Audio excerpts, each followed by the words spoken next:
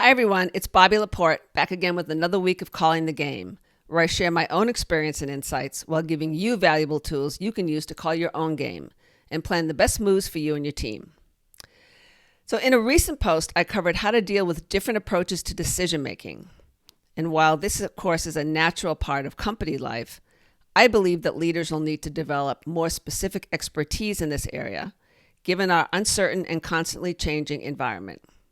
And here's why. Look, there's no question that decision making is different now. The timelines have changed forever, and leaders must now face the reality of needing to make split-second decisions when there is no clear path forward. And with the pace at which things are changing in our world, we need to recognize that the cost of delay is much greater than it was before. And this can be a very frightening and anxious place from which to operate. Because during times of volatility, many leaders default to inactivity, to taking an overly cautious approach. Their instinct is to hold back, to wait for the horizon to clear, to tell themselves that this is not that different from situations that they've experienced before. But they are fooling themselves if they think that way.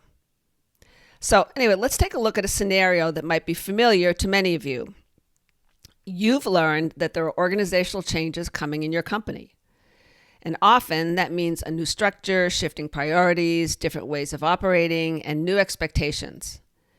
But you are expected to continue to make decisions and to provide guidance and direction to your team.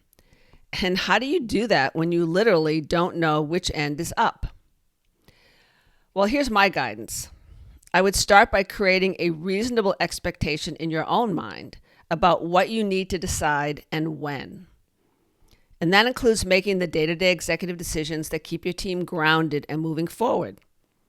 But your approach must move beyond being stuck and hoping no one will notice, and leaping forward towards something that feels easy and known and comfortable, and hoping that that sticks. And this requires the discipline to get off autopilot and to stop and think about what you're facing, and not to automatically respond based on what you think you know or what's worked in the past. It's tough for leaders to face that they really don't know what to do, and that's okay. You need to develop the ability to confidently evaluate alternatives in the heat of the moment, recognizing that you may be headed down a path that you have never been before. So here's a question for you. Consider a decision you made recently.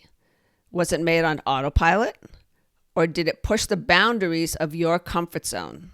So in my next post, we'll talk about another aspect of decision making, which is about no longer making minimizing risk the primary focus in decision making. All right, everyone, that's it for this week's Calling the Game. I hope this helps you gear up for a great week and navigate any curveballs that may come your way.